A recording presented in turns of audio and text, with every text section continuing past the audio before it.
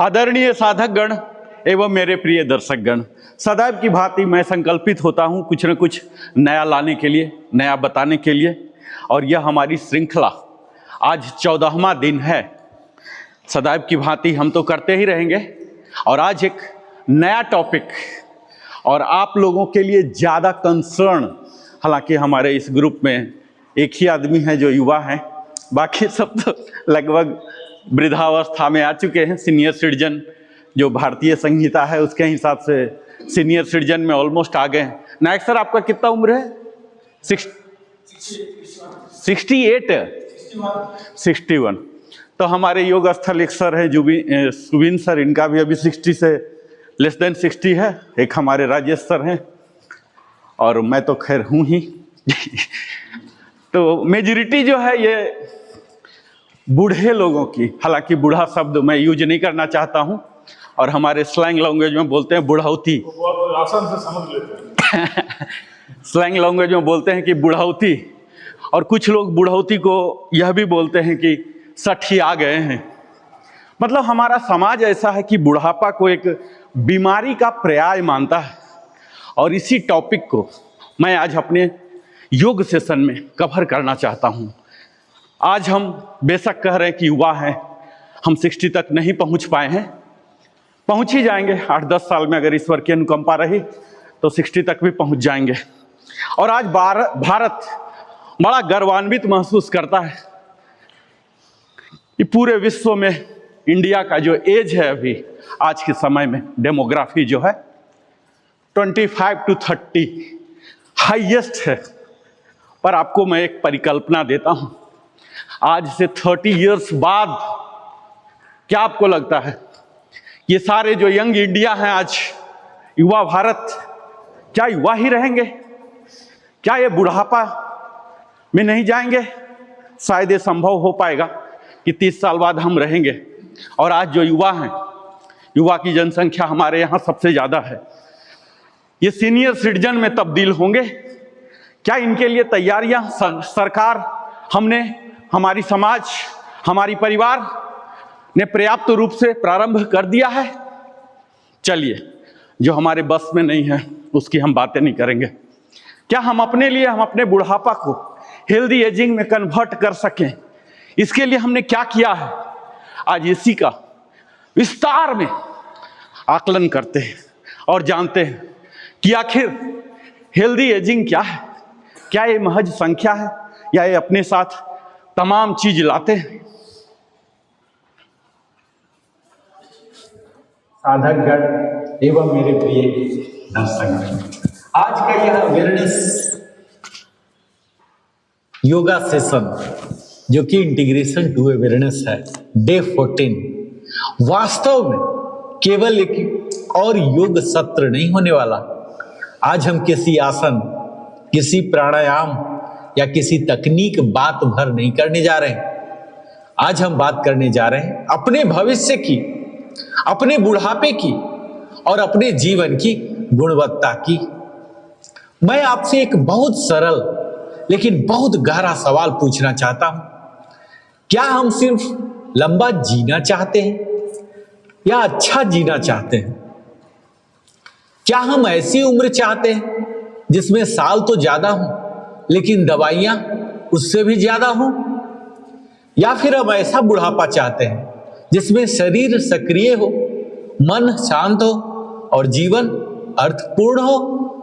सोचिए, अगर 70 साल की उम्र में भी आप अपने जूते खुद पहन सकें, अगर 75 में भी आपकी मुस्कान में आत्मविश्वास हो, और अगर 80 में भी लोग कहें इनसे मिलकर ऊर्जा मिलती है, तो क्या यह बुढ़ापा नहीं बल्कि जीवन की विजय नहीं होगी? और आज का विषय है हेल्दी एजिंग, यानी स्वस्थ, सक्रिय और सम्मानजनक बुढ़ापा, जिसे बुढ़ौती भी कहते हैं। और आज हम मिलकर यह समझेंगे कि बुढ़ापा भाग्य से नहीं, हमारी आज की आदतों से बनता है। आज का यह अवेयरनेस केवल एक और योग सत्र नहीं होने वाला है। मैं शुरुआत एक बहुत ही सीधे लेकिन चौंकाने वाले सवाल से करना चाहता हूं। हम ज्यादा जीना चाहते हैं या अच्छा जीना चाहते हैं? क्योंकि अगर उम्र 80 साल हो जाए लेकिन शरीर 60 का दर्द ढो रहा हो, अगर सांस चल रही हो लेकिन जीवन का आनंद खत्म हो गया हो, अगर दवाइयां की थैली भारी हो और उम्मीद हल्की हो, तो क्या हम सच में लंबी उम्र जी रहे हैं या सिर्फ लंबा संघर्ष? साथियों, आज पूरी दुनिया एक नई सच्चाई की ओर बढ़ रही है। लॉन्गेविटी, दीर्घायु से ज्यादा महत्वपूर्ण है क्वालिटी ऑफ लाइफ, जीवन की गुणवत्ता। और यहीं से शुरू होता है हमारा आज का विषय, हेल्दी एजिंग, स्वस्थ, सक्रिय, आत्मनिर्भर और सम्मानजनक बुढ़ापा। मैं आज का लेक्चर शुरू करना चाहूंगा भारत बनाम यूरोप। ये बुढ़ापे की दो अलग तस्वीरें मैं आपके समक्ष प्रस्तुत पहले कर लूं। क्या आपने कभी गौर किया है कि भारत में 60 से 65 साल के बाद ही लोग खुद को बूढ़ा मानने लगते हैं, लेकिन यूरोप, जापान या ब्लू जोन्स में 70 to 80 इयर्स का व्यक्ति भी साइकिल चला रहा होता है, काम कर रहा होता है, समाज में सक्रिय भूमिका निभा रहा होता है। तो सवाल उठता है, क्या हमारे जीन्स खराब है? क्या भारतीय शरीर कमजोर है? या फिर हमने जीवन जीने का तरीका गलत चुन लिया है? जानते हैं, साइंस बहुत साफ कहता है सिर्फ 30% स्वस्थ बुढ़ापा जेनेटिक्स पर निर्भर करता है, बाकी 70% पूरी तरह लाइफस्टाइल और इन्वायरमेंट पर। यानी हम जैसा खाते हैं, जैसा सोचते हैं, जैसा चलते फिरते हैं, जैसा तनाव लेते हैं, जैसा सोते हैं, जैसा समाज से जुड़ते हैं, वैसा ही हमारा बुढ़ापा बनता है। यूरोप और जापान ने यह बात 50 से 60 साल पहले समझ ली थी। उन्होंने एजिंग सोसाइटी के लिए पहले से तैयारी की। Geriatric care, preventive health care, active ageing programmes, age friendly cities, community engagement. और हम समाज भी बुढ़ापे को बीमारी का पर्याय मानते हैं और बुजुर्गों को बोझ समझने की सामाजिक भूल कर बैठते हैं। आप जानते हैं, भारत में बुजुर्गों की बढ़ती संख्या, यह एक अनदेखी सच्चाई है। एक बहुत बड़ा सच आपको जानना चाहिए, भारत में सीनियर सिटीजन की संख्या तेजी से बढ़ रही है और अगले 20 से 25 वर्षों में भारत यंग नेशन से एजिंग नेशन बन जाएगा। लेकिन सवाल यह है, क्या हम इसके लिए तैयार हैं? क्या हमारा हेल्थ सिस्टम तैयार है? क्या हमारी फैमिली सिस्टम तैयार है? क्या हमारा माइंडसेट तैयार है? आज भी हम देखते हैं बुजुर्गों के लिए स्पेशल हेल्थ केयर की कमी। गांवों में तो और भी बुरा हाल होता है। मानसिक स्वास्थ्य पर लगभग कोई ध्यान नहीं। रिटायरमेंट के बाद पर्पस वैक्यूम हो जाता है और फिर धीरे धीरे डिप्रेशन, डिपेंडेंसी और डिजीजेज। यानी हम बुढ़ापा जी नहीं रहे, हम बुढ़ापा झेल रहे हैं। और यही वह बिंदु है जहां योगा और नेचुरोपैथी सिर्फ एक्सरसाइज नहीं बल्कि लाइफ साइंस बन जाते हैं। आज मैं बात करूंगा जेनेटिक्स बनाम लाइफस्टाइल। आप जानेंगे कि असली खेल कहां छिपा हुआ है। आपने सुना होगा, अक्सर लोग कहते हैं हमारे परिवार में तो सबको शुगर थी, हमारे घर में तो हार्ट की बीमारी जेनेटिक है, हम तो क्या करें, यह तो खानदानी है। और मैं एक विशेषज्ञ के तौर पर, वेलनेस कंसल्टेंट के तौर पर बहुत साफ कहना चाहता हूं साथियों, ये जीन्स है ना, बंदूक लोड करते हैं लेकिन ट्रिगर आपका लाइफ स्टाइल दबाता है। अगर जेनेटिक्स ही सब कुछ होता तो ब्लू जोन्स जैसी जगह कभी एग्जिस्ट नहीं करती।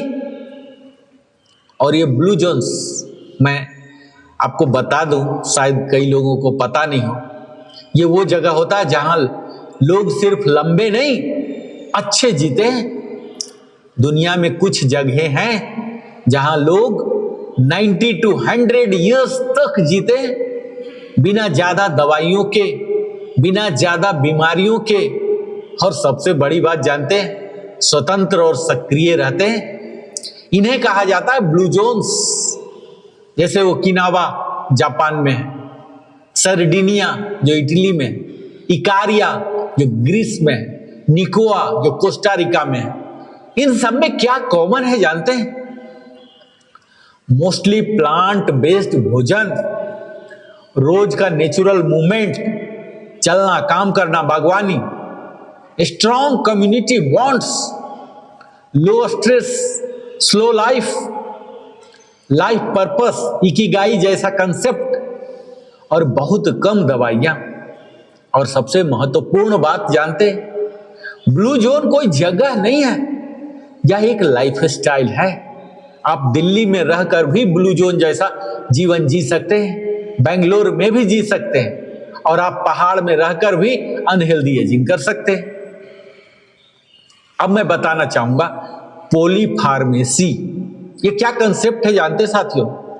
जब हम ECHS से और कहीं से डिस्पेंसरी से या ओवर द काउंटर जब झोला झोला भर के दवा खरीद लेते हैं ना, तो ये दवा ही बीमारी बन जाती है। अब एक बहुत गंभीर लेकिन जरूरी विषय यह है पॉलीफार्मेसी, यानी एक साथ 5 से ज्यादा दवाइयां लेना। मेडिकल साइंस में आज इसे कहा जाता है polypharmacy is a disease in itself. अब बहुत ज्यादा दवा खाते हैं ना, इससे क्या होता है जानते हैं? ये लीवर पर बोझ देता है, क्योंकि ऑलरेडी लीवर कमजोर हो गए हैं, आपके किडनी कमजोर हो गए हैं, उनके फंक्शनलिटी इफिशियंसी घट जाते हैं एजिंग के कारण या बीमारी के कारण, ड्रग इंटेक्शन के कारण, memory issues, balance problem, falls का खतरा, कहीं चलने में गिर न जाए, बाथरूम में गिर न जाए, सोते सोते लुढ़क न जाए, और ओवरऑल क्वालिटी ऑफ लाइफ का गिरना। आप जानकर हैरान होंगे कि जो लोग 100 साल से ज्यादा जीते हैं ना, वो आमतौर पर बहुत कम दवाइयां लेते हैं। इसका मतलब यह नहीं कि दवा गलत है, इसका मतलब यह है कि दवा इलाज है, जीवन शैली का विकल्प नहीं। असली दवा है सही भोजन, सही नींद, सही मूवमेंट, सही सोच। और यही योगा थेरापी और naturopathy preventive and supportive medicine के रूप में एक क्रांति ला सकते हैं। हम सब जानते होंगे कि आजादी से पहले भारत की जो मोर्टेलिटी रेट था 30 से 45 साल, इससे ज्यादा लोग जीते ही नहीं थे। लेकिन उन दिनों भी कई जो सन्यासी थे, साधु थे, स्पिरिचुअल लीडर थे अलग अलग विधा में, वो 100 के ऊपर भी जीते थे, तपस्या करते थे, कम से कम अपने लाइफ स्टाइल को डिस्टर्ब करते थे। उनकी आयु उस समय भी ज्यादा थी, कई लोग बूढ़े काफी उम्र तक प्रोडक्टिव भी रहते थे। बुढ़ापे में होता क्या है? तो सबसे पहला तो शारीरिक स्वास्थ्य डल होता ही है, इसके साथ हमारा मानसिक स्वास्थ्य, ये शरीर के सबसे बड़े मुद्दे बन जाते हैं। आपने महसूस किया होगा कि शरीर की बीमारियां तो दिखने लग जाती हैं, लेकिन मन की बीमारियां किसी और को दिखता नहीं है, खुद मानने को तैयार नहीं होते, चुपचाप अंदर से खोखला कर देती है यह मानसिक बीमारी। और रिटायरमेंट के बाद कई लोग तो रिटायर हो जाते हैं और उसके बाद बहुत लोग पूछते हैं अब मैं किस काम का हूं, अब मेरी जरूरत किसे है, अब मेरा रोल क्या है। यही सवाल भी धीरे धीरे बन जाते हैं loneliness, depression, anxiety, cognitive decline. लेकिन देखिए अमिताभ बच्चन है ना, आज भी काम कर रहे हैं, रस्किन बॉन्ड आज भी लिख रहे हैं। क्यों? क्योंकि उनके पास है पर्पस। क्या उनको रुपया सिर्फ चाहिए? बुढ़ापे में सबसे जरूरी विटामिन क्या है जानते हैं? विटामिन पी, यानी पर्पस, उद्देश्य, लक्ष्य। आपके जीने का उद्देश्य अंतिम सांस तक आपके उद्देश्य होना चाहिए। और योगा, ध्यान, सेवा, ज्ञान साधना, संगीत, लेखन, मार्गदर्शन, कुछ भी हो, लेकिन जीने का कारण जरूर होना चाहिए। और आम बुजुर्ग की समस्याएं क्या होती है जानते हैं? और क्या सही दृष्टिकोण होना चाहिए? तो बुजुर्गों में आम समस्या होती है बार बार खांसी, कब्ज, बलगम, भूख में बदलाव, वजन गिरना, कमजोरी, यादाश्त की दिक्कत। इनमें से कई को लोग कहते हैं अरे बुढ़ापे में तो होता ही है। आपने देखा होगा कि कई सीनियर सिटीजन बूढ़ा लोग रहते हैं और वहां से यंग पास नहीं जाता, दूर से भाग जाता है कि क्या पता हमें कुछ सपोर्ट के लिए कुछ मांग ही दे, कुछ काम करने को कह ही दे, तो इसलिए दूरी बना लेते हैं। चाहे परिवार में, समाज में आप देखेंगे कि लोग कन्नी कटाने लग जाते हैं बुजुर्ग को देखकर। हर बदलाव नॉर्मल एजिंग नहीं होता साथियों, कई बार यह अर्ली वार्निंग साइन होता है। और इसलिए समय पर मेडिकल चेकअप, निमोनिया और फ्लू जैसे वैक्सीनेशन, यौगिक रूटीन, सही आहार, सही दिनचर्या, ये सब मिलकर एक पैकेज की तरह है। ये बनाते हैं हमारे हेल्दी एजिंग का सुरक्षा कवच। अब हम और गहराई से इसे समझेंगे। अभी तक तो हमने बात किया कि पूरे जीवन की आदतों का रिजल्ट है। बुढ़ापा कोई अचानक आई हुई बीमारी नहीं है। हम सब बूढ़े होंगे। आज कोई मजाक कर सकता है, वो बचपन में होगा, युवा होगा, पर बुढ़ापा तो आना ही है, इसे तो कोई नहीं रोक सकता। तैयारी इसकी जरूरी है। इसीलिए मैं और गहराई में थोड़ा ले जाता हूं। क्यों 70% हेल्दी एजिंग और लाइफ स्टाइल पर निर्भर करता है? ब्लू जोन हमें क्या सिखाते हैं और कैसे योग और नेचुरोपैथी इस पूरे सिस्टम की रीढ़ बनते हैं? लोग कहते हैं जीन्स नहीं, साथियों हैबिट तय करती है आपका बुढ़ापा। एक बहुत बड़ा भ्रम है हमारे समाज में। हमारे परिवार में तो सबको ये बीमारी है, हमारे यहां तो सब जल्दी मर जाते हैं। साथियों, जीन्स आपकी संभावनाएं, प्रोबेबिलिटी तय करती है, लेकिन आपकी आदतें, जो हैबिट्स है ना, आपकी वास्तविकता, रियलिटी तय करती है। अगर सिर्फ जीन्स ही जिम्मेदार होते तो एक ही परिवार में कोई 90 तक स्वस्थ क्यों जीता और कोई 55 में ही बीमारियों से क्यों टूट जाता? साइंस कहता है इपीजेनेटिक्स, यानी आपकी लाइफ स्टाइल आपके जीन्स के ऑन ऑफ स्विच बदल देती है। आप चाहें तो डिजीज जीन्स को साइलेंट रख सकते हैं और गलत लाइफ स्टाइल से नेगेटिव कर सकते हैं।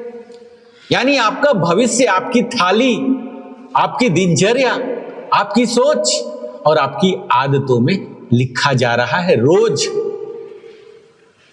और ये हेल्दी एजिंग की पहली सीढ़ी जानते हैं? इसे भोजन कहते हैं साथियों, डाइट। आज भारत में सबसे बड़ी विडंबना यह है कि हम कैलोरी से भरपूर लेकिन पोषण से खाली भोजन खा रहे हैं। रिफाइंड आटा, एक्सेस चीनी, डीप फ्राइड चीजें, processed food, packaged snacks, soft drinks. और फिर कहते हैं आजकल बीमारियां बहुत बढ़ गई हैं। बीमारियां नहीं बढ़ी दोस्तों, हमने बीमारी पैदा करने वाला भोजन बढ़ा लिया है। जरा ब्लू जोन्स को देखिए, mostly plant based, local vegetables, whole grains, nuts and seeds, healthy fats, simple light seasonal food. और सबसे बड़ी बात, वे पेट भरकर नहीं, संतुलन में खाते हैं। ओकिनावा में एक सुंदर सिद्धांत है जानते हैं साथियों, हारा हाची बू, यानी 80% पेट भरते ही खाना बंद। और योग भी यही सिखाता है, मिताहार, यानी न ज्यादा न कम न गलत। और हमें चाहिए मूवमेंट, जिम नहीं, नेचुरल मूवमेंट। ब्लू जोन्स में लोग एक्सरसाइज करने नहीं जाते, वे जीवन जीते जीते ही चलते फिरते रहते। बागवानी, पैदल चलना, सीढ़ियां चढ़ना, घर का काम, खेत या दुकान का काम, यानी उनका शरीर रोज नेचुरल तरीके से एक्टिव रहता है। हम क्या करते हैं? 8 से 10 घंटे कुर्सी पर, जॉब, बिजनेस, जो भी, लिफ्ट से ऊपर, गाड़ी से नीचे। अभी आप बताइए साथियों, हम पार्किंग में यहां घर से उतरे, घर में चले गए, पार्किंग से उतरे, ऑफिस चले गए, बार बार शॉप भी जाना, मार्केट जाना, मॉल जाना, हर जगह गाड़ी। अब किधर पैदल चलते हैं? वहां भी एसी, यहां भी एसी। और फिर हम कहते हैं अब तो उम्र हो गई है, शरीर जवाब दे रहा। नहीं साथियों, शरीर जवाब नहीं दे रहा। आप शरीर को जवाब देने लायक काम नहीं दे रहे। और योगा यहां एक वरदान है। आसना हमारे जॉइंट्स की मोबिलिटी बढ़ाता है। प्राणायाम लंग्स और हार्ट की कैपेसिटी को बढ़ाता है। और जब हम ध्यान करते हैं तो यह हमारे नर्वस सिस्टम को, तंत्रिका तंत्र को संतुलन करता है।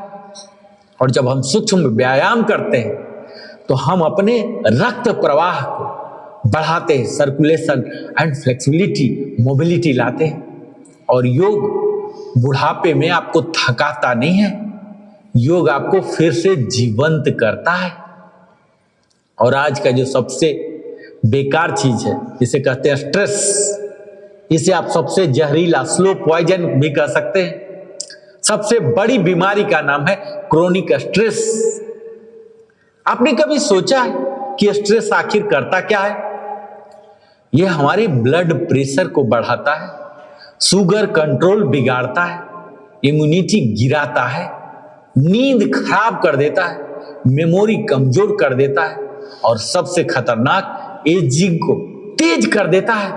आप जानकर बड़ा हैरान होंगे कि स्ट्रेस और सेल के टीलोमेयर छोटे कर देता है, यानी आप अंदर से जल्दी बूढ़े होने लगते हैं। ब्लू जोन्स में लोग क्या करते हैं जानते हैं? वे जल्दी नहीं करते, वे तुलना भी नहीं करते, वे कम्युनिटी में रहते हैं, वे रोज थोड़ा रिलैक्स करते हैं, वे नेचर से जुड़े रहते हैं। और योग हमें क्या देता है जानते हैं? ध्यान, नर्वस सिस्टम रिसेट, प्राणायाम, स्ट्रेस हार्मोन का नियंत्रण, मंत्र, माइंड का स्टेबलाइजेशन, योग निद्रा, डीप मानसिक विश्राम। इसलिए साथियों मैं कहता हूं योगा एंटी एजिंग थेरापी है। और आज कम्युनिटी और रिलेशनशिप, यह है लॉन्गेविटी का गुप्त सूत्र। ब्लू जोन का एक बहुत महत्वपूर्ण पहलू है स्ट्रॉन्ग सोशल बॉन्ड्स। परिवार से जुड़े रहना, दोस्तों के साथ समय बिताना, समाज में योगदान देना, किसी समूह का हिस्सा होना। क्यों? क्योंकि लोनलीनेस ये साइलेंट किलर होते हैं। और लोनलीनेस क्या करती है जानते हैं? हमारे अंदर डिप्रेशन बढ़ाती है, डिमेंशिया का रिस्क बढ़ाती है, इम्यूनिटी घटाती है, और मोर्टेलिटी रिस्क तक बढ़ा देती है। और भारत की परंपरा में यह सब पहले से था। संयुक्त परिवार, समाज, सत्संग, सेवा, भजन, कीर्तन। लेकिन आज हम हाई राइज में रहते हैं, लेकिन हाई कनेक्शन नहीं रखते। योगा हमें फिर से जोड़ता है, खुद से, शरीर से, मन से और समाज से। अब जानिए कि हेल्दी एजिंग का सबसे पावरफुल पिलर क्या है जानते हैं? मैं फिर दोहराता हूं, विटामिन पी यानी पर्पस। जिस दिन इंसान कह देता है अब तो मेरी जरूरत नहीं है, उसी दिन से उसकी अंदरूनी उम्र तेजी से बढ़ने लगती है। ब्लू जोन्स में बुजुर्ग बच्चों को गाइड करते हैं, समाज में योगदान देते हैं, छोटे छोटे काम करते रहते हैं, अपने अनुभव बांटते हैं, गार्ड तक बन जाते हैं, बच्चों को संभालते हैं। इसलिए वो सिर्फ जीवित नहीं रहते, लिफ्ट बॉय बन जाते हैं, वो उपयोगी रहते हैं। योग दर्शन कहता है जब तक श्वास है तब तक सेवा है, और जब तक चेतना है तब तक साधना है। ये ब्लू जोन मैं बार बार बोल रहा हूं साथियों, इसका प्रिंसिपल जानते हैं? योगिक लाइफ स्टाइल अगर आप ध्यान से देखेंगे तो पाएंगे सिंपल फूड यानी मिताहार, डेली मूवमेंट यानी आसन, कर्मयोग, लो स्ट्रेस यानी ध्यान प्राणायाम, कम्युनिटी मीन्स सत्संग, सेवा। अब ये हमारा लेक्चर सुन रहे हैं, ये क्या है? ये भी सत्संग का हिस्सा मान लीजिए, मॉडर्न सत्संग कह लीजिए। पर्पस, स्वधर्म यानी ब्लू जोन्स असल में अनजाने में योगिक जीवन जी रहे हैं, और हमें कहीं बाहर जाने की जरूरत नहीं है। हमें सिर्फ अपने जीवन में योग वापस लाना है। हेल्दी एजिंग का प्रैक्टिकल योगिक फ्रेमवर्क मैं आपको कहना चाहूंगा सरल शब्दों में, सहज शब्दों में। तो पहला यही है, सही भोजन जो कि सात्विक हो, सीजनल हो और बैलेंस्ड हो। और दूसरा है रोज movement, yoga, walking, running, swimming, जो भी हो सके। और तीसरा है स्ट्रेस मैनेजमेंट, प्राणायाम से, ध्यान से। और चौथा है सही नींद, योग निद्रा और डिसिप्लिन। और पांचवा है सोशल कनेक्ट, सत्संग, सेवा, फैमिली से जुड़िए और लाइफ को पर्पसफुल बनाइए। वो लर्निंग हो सकता है, टीचिंग हो सकता है, गाइडिंग हो सकता है, मेंटरिंग हो सकता है। आप अपने अभिरुचि के अनुसार कुछ भी तो चुन लीजिए। यही है हेल्दी एजिंग का योगिक ब्लूप्रिंट। और एक कड़वी सच्चाई बताऊं साथियों, आज हम क्या कर रहे हैं? 40 तक शरीर को अब्यूज कर रहे हैं, और 50 में पहली सीरियस बीमारी हो जाती है, और 60 के बाद तो दवाइयों की झड़ी लग जाती है, लाइन लग जाती है, और फिर कहते हैं अब तो उम्र हो गई है। नहीं साथियों, यह उम्र का नहीं, लाइफ स्टाइल का रिजल्ट है। और अच्छी खबर यह है कि लाइफ स्टाइल बदला जा सकता है, एजिंग को स्लो किया जा सकता है, क्वालिटी ऑफ लाइफ को बेहतर बनाया जा सकता है। हमने देखा कि हेल्दी एजिंग कोई दुर्घटना नहीं है, यह पूरे जीवन के हमारे चुनावों का परिणाम है। लेकिन अब हम उस जमीनी सच्चाई पर आते हैं जहां ज्यादातर परिवार जूझ रहे हैं। घर में किसी को अर्थराइटिस है, किसी को पार्किंसंस है, कोई हार्ट सर्जरी के बाद रिकवरी में है, किसी को डिप्रेशन या मेमोरी इश्यूज है, और ऊपर से दवाइयों की लंबी लिस्ट। यहीं से शुरू होता है आज का सबसे संवेदनशील लेकिन जरूरी विषय, पॉलीफार्मेसी। जब दवा इलाज नहीं बोझ बन जाए, मेडिकल भाषा में कहा जाता है 5 से ज्यादा दवाइयां एक साथ लेना, पॉलीफार्मेसी। आज भारत में लाखों बुजुर्ग इस स्थिति में हैं। सुबह 4 गोली, दोपहर 3, रात 4, और साथ में पेन किलर, स्लीपिंग पिल, एंटासिड जरूरत पड़ने पर सवाल यह है, क्या इससे वो सच में स्वस्थ हो रहे हैं? क्या सिर्फ जिंदा रखे जा रहे हैं? पॉलीफार्मेसी के दुष्प्रभाव जानते हैं?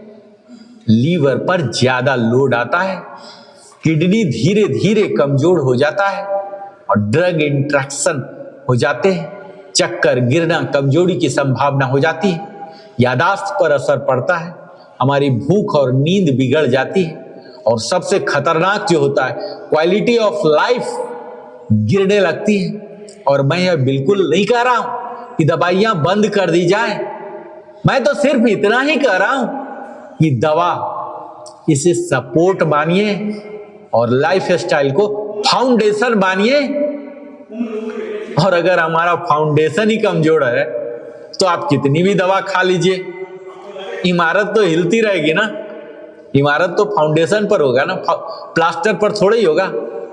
सेंटेरियंस, ये जानते हैं 100+ उम्र वाले को कहते हैं सेंटेनेरियंस। इन पर स्टडी हुआ था। ये बताते हैं कि वे या तो बहुत कम दवाइयां लेते हैं या लगभग नहीं लेते हैं। अगर आपको शतायु होना है ना तो दवाई को घटाना पड़ेगा, भोजन को भी घटाना पड़ेगा। अगर दीर्घायु होना चाहते हैं तो भोजन की मात्रा को भी आपको घटाना पड़ेगा। क्यों? क्योंकि उनका शरीर और जीवन शैली उन्हें बीमार ही नहीं होने देता है। आज आर्थराइटिस उम्र की बीमारी या मूवमेंट की कमी का नतीजा है क्या? अक्सर कहा जाता है घुटने में दर्द, उम्र हो गई है। लेकिन सच क्या है जानते हैं? कार्टिलेज खराब होता है। हाँ, लेकिन वो क्यों खराब होता है जानते हैं?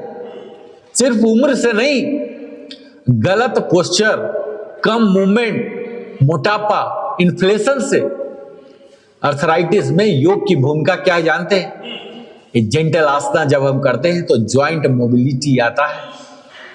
सूक्ष्म व्यायाम जब करते हैं तो हमारे सिनोवियल फ्लूइड सर्कुलेशन बढ़ते हैं, और जब प्राणायाम करते हैं तो इन्फ्लेशन कम करते हैं, और जब हम मेडिटेशन करते हैं तो पेन परसेप्शन को कंट्रोल कर लेते हैं। साथ में नेचुरोपैथी जो कि एंटी इन्फ्लामेटरी डाइट लेते हैं, उसमें लोकल फर्मेंटेशन, मड पैक लेते हैं, हाइड्रोथेरापी जहां अप्रोप्रिएट हो। तो साथियों, हम लोग को ध्यान रखना है कि मूवमेंट इज मेडिसिन, लेकिन रॉन्ग मूवमेंट इज डैमेज। इसलिए गाइडेंस के साथ धीरे धीरे नियमित अभ्यास होना चाहिए। आज आप सुनते होंगे कि पार्किंसन डिजीज, ये शरीर से ज्यादा मन की लड़ाई हो जाती है।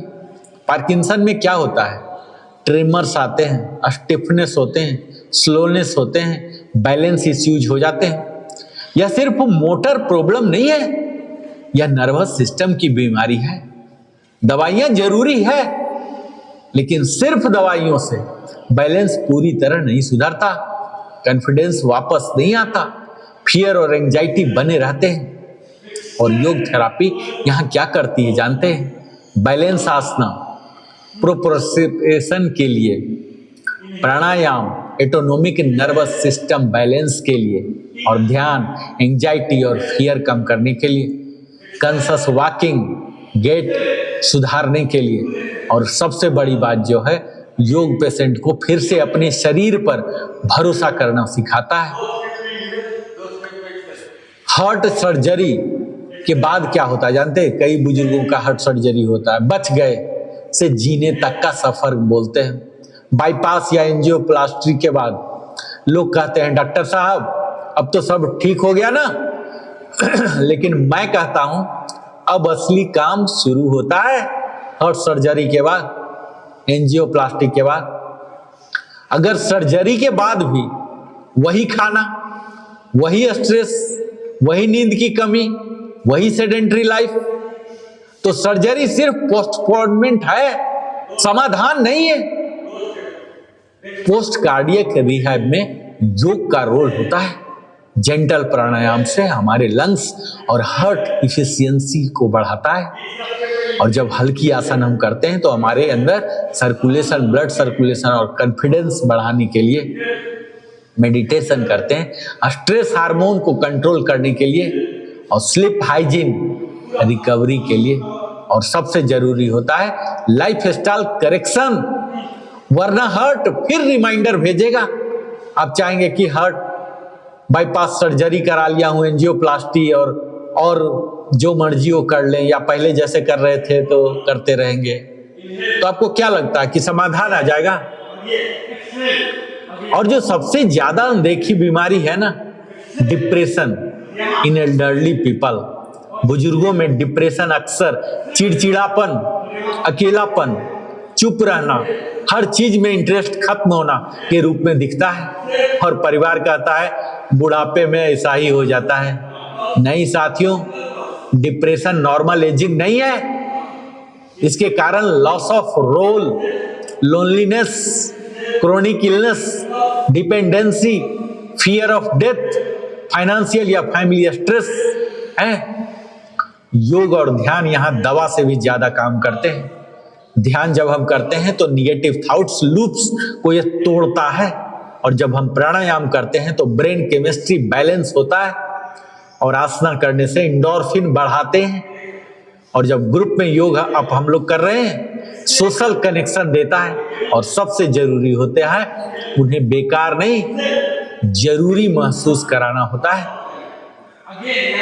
और छोटी लगने वाली लेकिन संकेत देती है कॉमन ओल्ड एज प्रॉब्लम क्या होता है, जैसे जानते हैं, बार बार कब्ज, बार बार खांसी, ज्यादा बलगम, भूख कम लगना, वजन गिरना, बार बार खुद ही गिर जाना, लुढ़क जाना, नींद ना आना। तो इस डर के, गिरने के डर से वो करना कम कर देते हैं, तो समस्या और बढ़ जाती है, विकराल हो जाती है।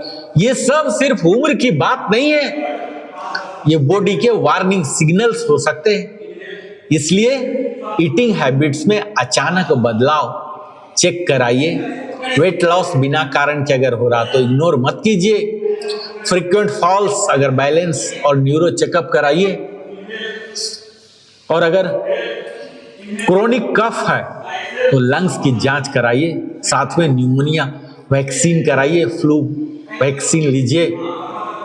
ये कोई लग्जरी नहीं, प्रिवेंटिव नेसेसिटी है। और इसमें आता है हमारे परिवार की भूमिका, जो कि मेडिसिन से भी ज्यादा महत्वपूर्ण होती है। कोई भी योग, कोई भी दवा, कोई भी थेरापी तब तक पूरी तरह काम नहीं करती जब तक घर में इमोशनल सपोर्ट न हो, बात करने वाला कोई न हो, सम्मान और धैर्य न हो। बुजुर्गों का सबसे ज्यादा डर लगता है क्या जानते हैं? बोझ बन जाने का। अगर आपने उन्हें यह एहसास दिला दिया कि आप हमारे लिए जरूरी हैं, तो आधी बीमारी वहीं ठीक हो जाती है।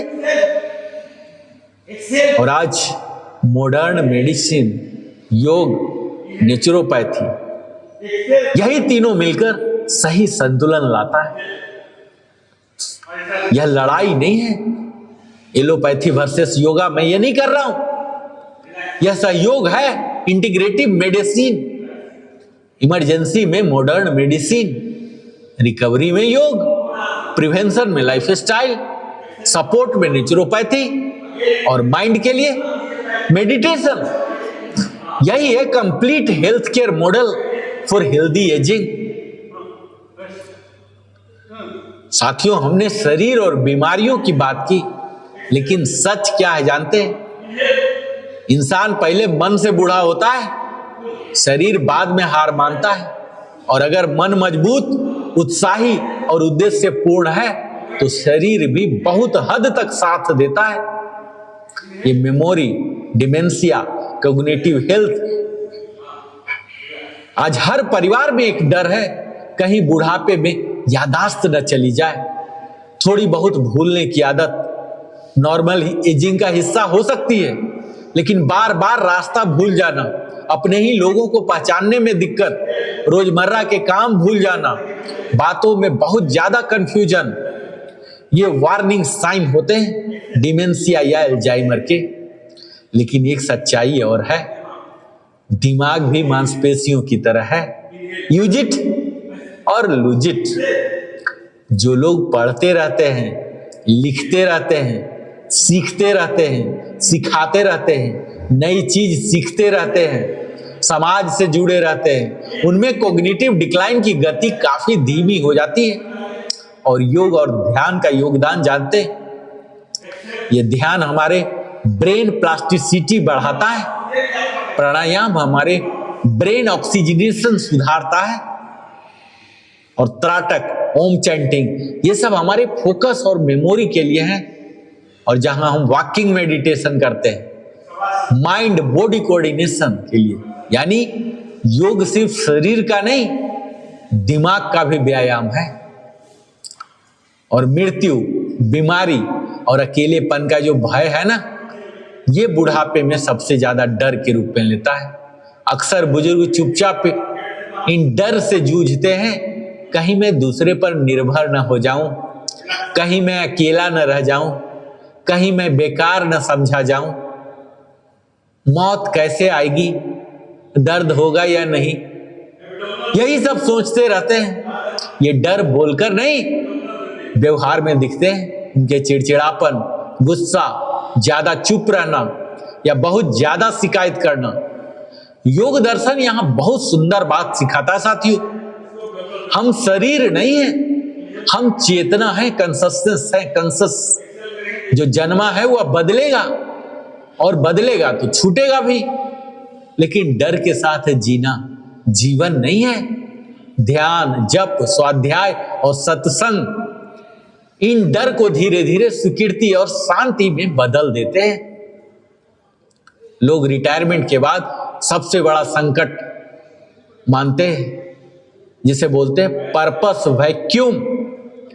रिटायरमेंट के बाद सबसे खतरनाक बीमारी होती है, मैं अब किस काम का हूं।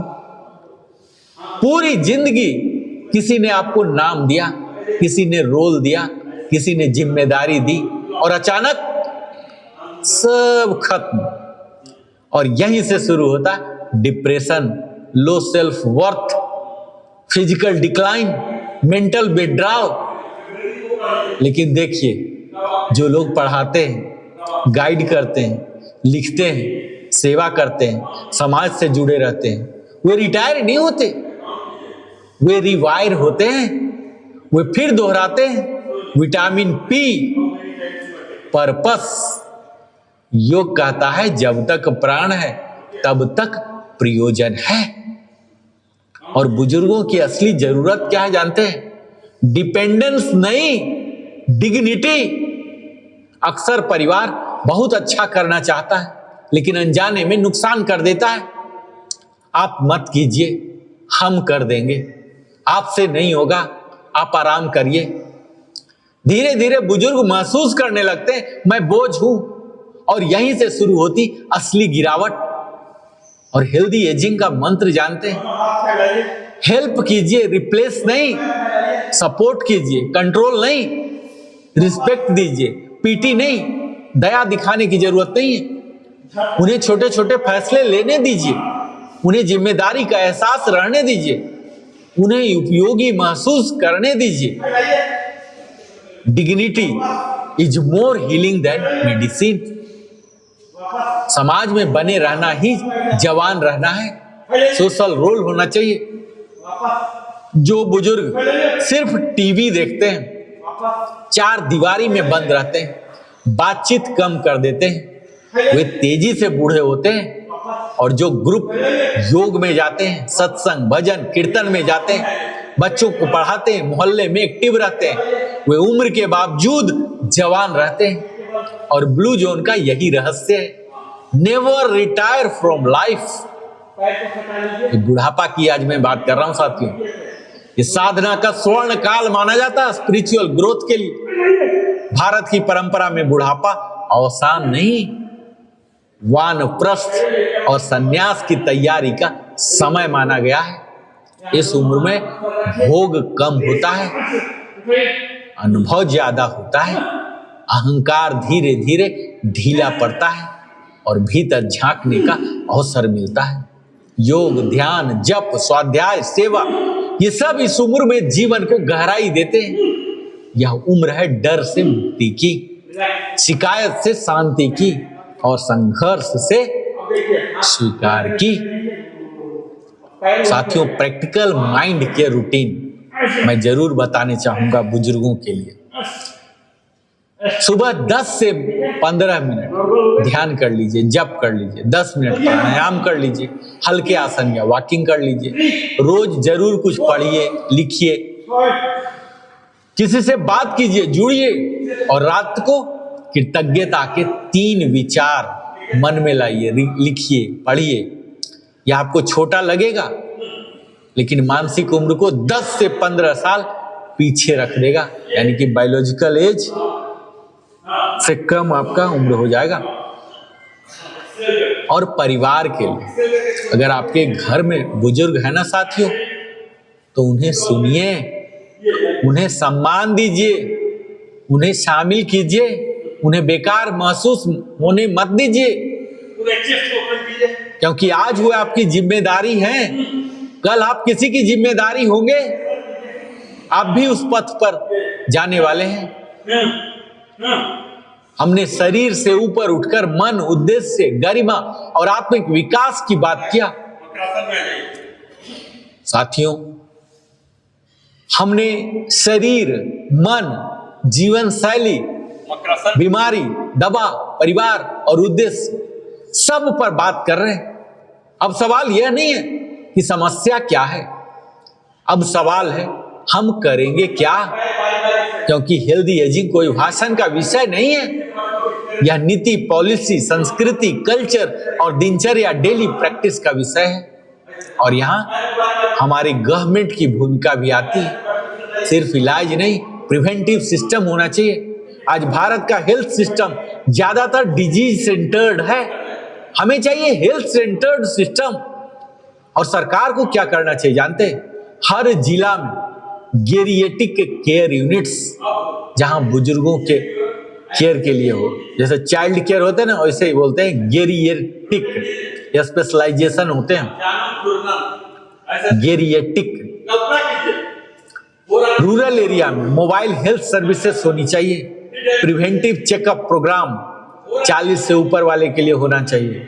योगा, नेचुरोपैथी और लाइफस्टाइल क्लिनिक का इंटीग्रेशन होना चाहिए। और सीनियर सिटीजन के लिए अफोर्डेबल रिहेबिलिटेशन सेंटर्स होने चाहिए। वैक्सीनेशन अवेयरनेस होने चाहिए, जिसमें फ्लू, न्यूमोनिया एटसेट्रा का पढ़ना चाहिए। और डिजिटल हेल्थ रिकॉर्ड और फॉलोअप सिस्टम अवश्य होना चाहिए।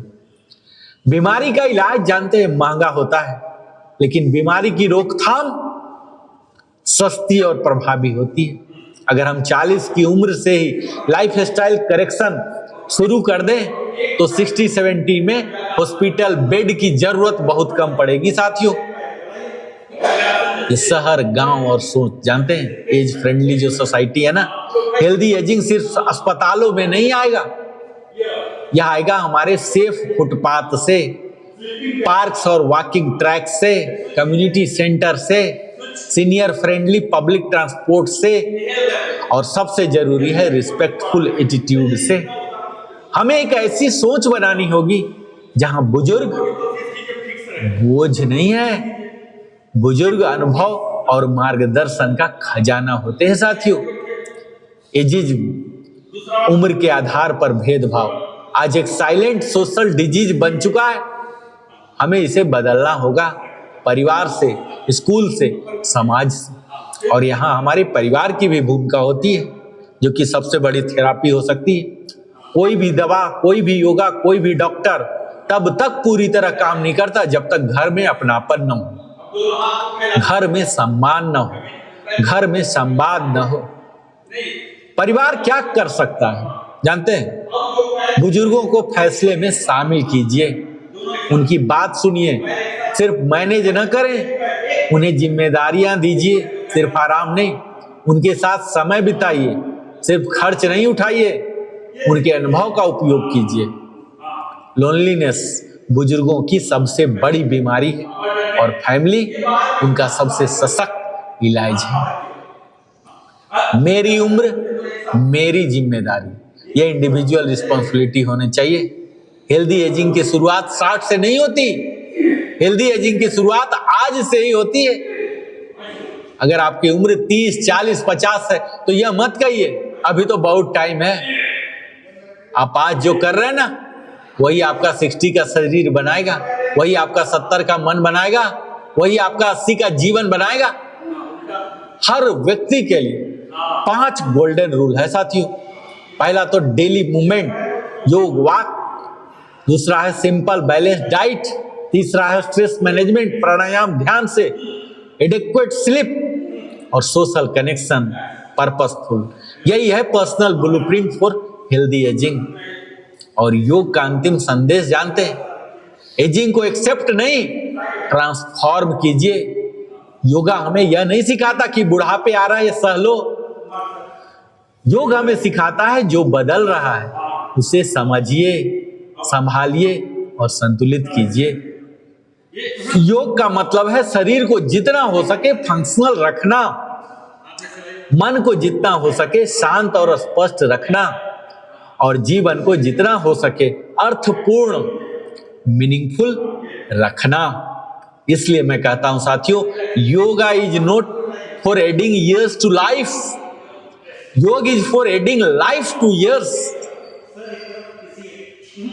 अगर भारत को सच में एक हेल्दी एजिंग नेशन बनाना है साथियों, तो हमें स्कूल से नहीं लाइफ स्टाइल एजुकेशन शुरू करनी होगी, वर्क प्लेस में वेलनेस कल्चर लानी होगी, रिटायरमेंट को इंड नहीं न्यू फेज बनाना होगा, योग और प्रिवेंटिव हेल्थ को मेन स्ट्रीम बनाना होगा और बुजुर्गों को केयर नहीं रिस्पेक्टफुल स्पेस देना होगा।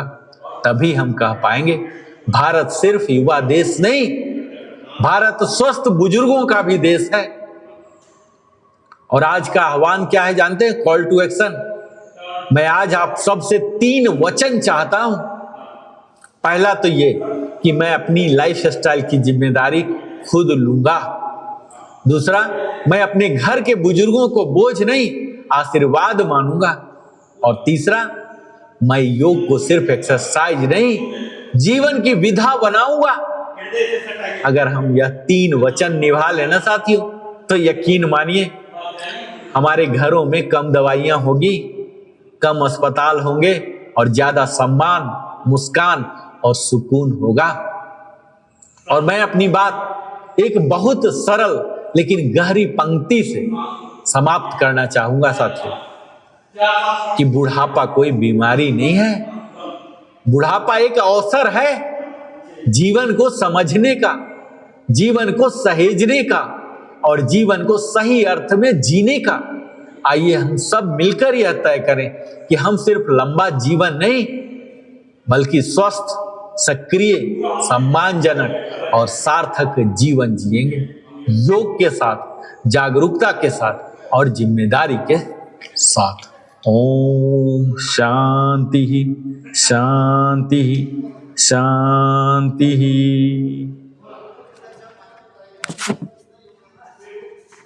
चलिए आप लोग वापस शवासन में आइए। शवासन।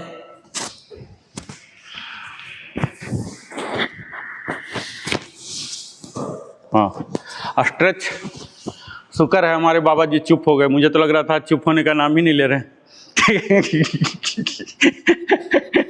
Stretch stretch. ये तो शुक्र है कि ड्यूटी जाना है, नहीं ड्यूटी जाना होता तो पता नहीं क्या हो जाता। Relax relax. Stretch. Full full खींचिए, ग्राउंड से उठाइए, ग्राउंड के संपर्क में नहीं होना चाहिए उंगली। शर्मा सर ग्राउंड से उठाइए, ग्राउंड में नहीं सपोर्ट लेना, फिर स्ट्रेचिंग क्या हुआ। हाँ, ये फ्री रखना है, जमीन से फ्री। रिलैक्स रिलैक्स में रख लीजिए, रिलैक्स में ले लीजिए। स्ट्रेच। हाँ, स्ट्रेच पूरा जितना लंबा जा सकते खींचिए पूरा स्पाइन को, क्योंकि अभी हमारा फ्लेक्सिबल बन चुका है ना। Relax relax. स्ट्रेच। ये दोनों पैर को सटाइए सर, दोनों पैर सटाइए। हाँ, यहाँ भी लाइए, यहाँ भी खिंचाव आना है, ठीक है। हाँ, रिलैक्स रिलैक्स। रिलैक्स मतलब बॉडी को ईज में ले आइए। स्ट्रेच। Relax relax. शवासन में वापस जाइए, शवासन में वापस, पैर फैलाइए। शवासन शवासन में वापस, फुल शवासन।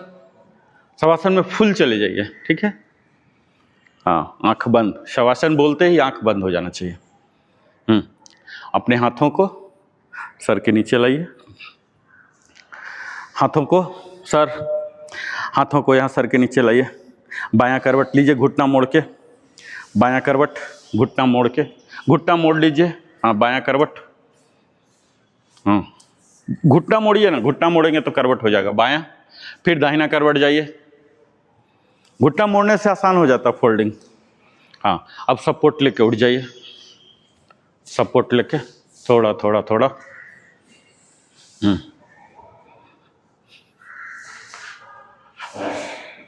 तो आज का पूरा सेशन हमने रेड्डी सर के नाम पर समर्पित किया। तो उनकी पहचान लिया 2 दिन बाद क्योंकि आज का सेशन बुढ़ापा बेशक हम लोग मजाक करते हैं, हंसते हैं, मैं भी अभी हंस रहा हूँ, लेकिन ये मतलब थोड़ा एज रोलिंग के लिए है। तो हंसने की तो हमारे लिए हाँ, ये रोल मॉडल है। बर्ड सेलिब्रेशन पड़ता है, हाँ। मेडिटेशन करते रहते हैं, हम थक के रुक जाते हैं। हाँ। तो हमारे लिए प्रेरणा है। तो उसके देखते रहो, आपका सेलिब्रेशन बढ़ता है। उनको बूढ़ा करना, अपमानित करना है।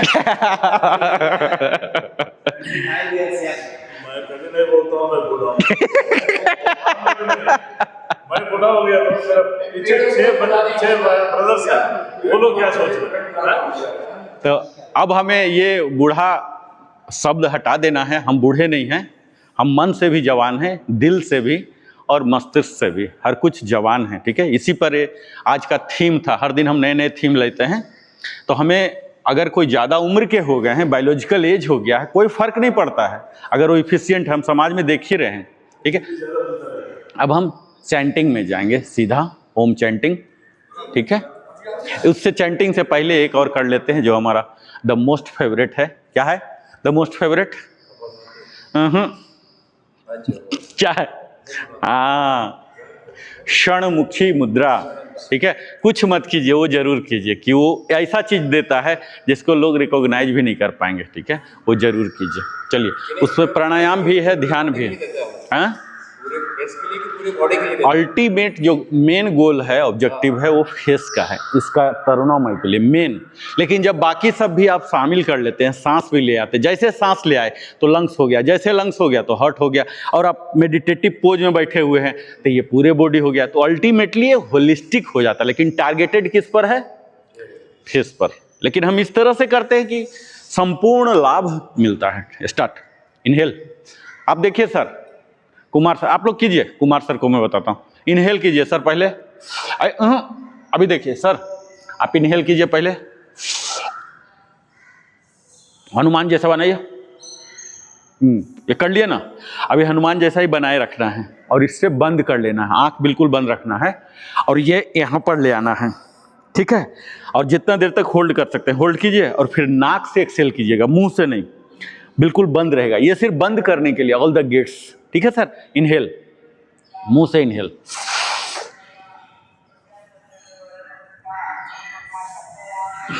ये हमें कूलिंग इफेक्ट भी देता है। ठीक है, इसमें प्राणायाम के सारे पैरामीटर्स आ रहे हैं, कूलिंग इफेक्ट भी है, फेस पर तो दे ही रहा है।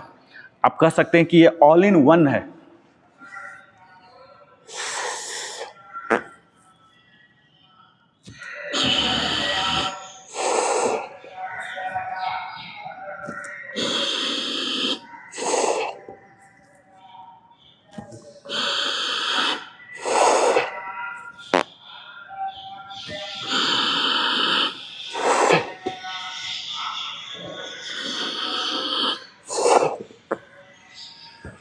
लास्ट 2,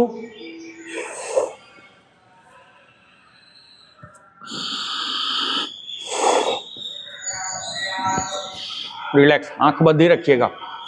ओम चैंटिंग में आइए, upper body full erect, meditative pose का पूरा पैरामीटर्स रहेंगे।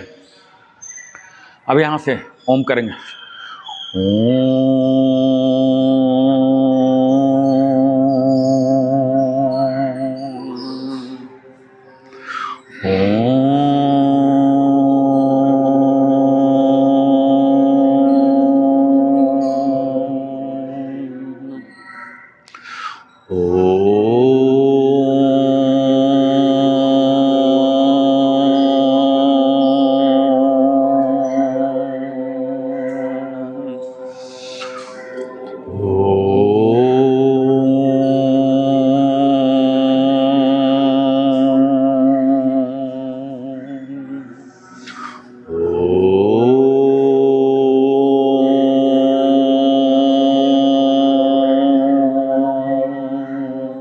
लास्ट 2,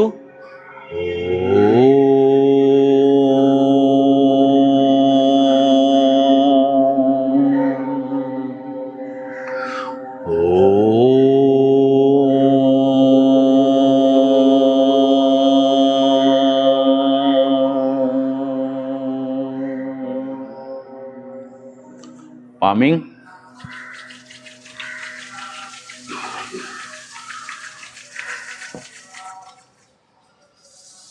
आंख पर रखता हुआ चेहरा पर,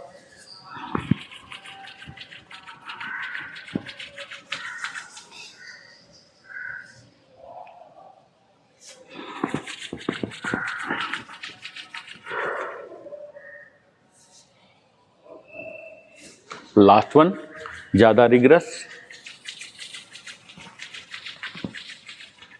आंख पर रखिए, चेहरा पर, गर्दन पर, कंधे पर, संपूर्ण शरीर पर,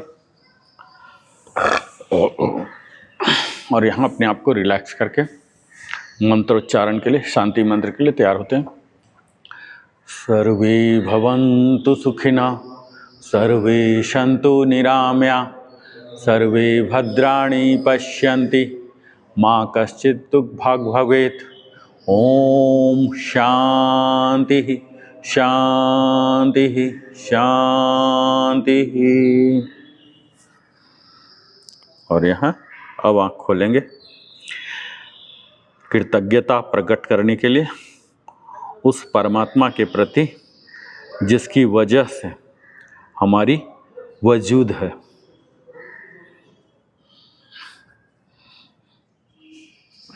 Slowly releasing from poses, gently mat से विदा लेंगे और यहाँ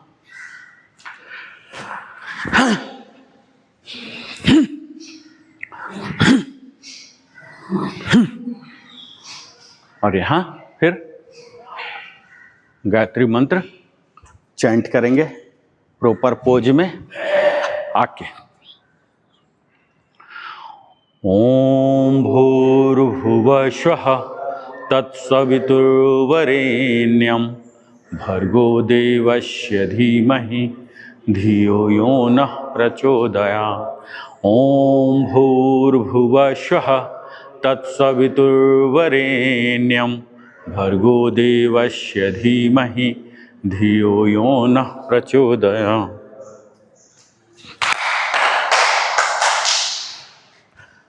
तो आज का यह सेशन समर्पित था हेल्दी एजिंग, जिसमें हम सब प्रवेश करेंगे देर सवेर, और हमने जाना इसके सारे गुण, चरित्र जाना, और योग, प्राणायाम, ध्यान जो हर दिन हम यहाँ योग स्थल में अभ्यास करते हैं, कैसे अपनी भूमिका निभा सकती है इस हेल्दी एजिंग में।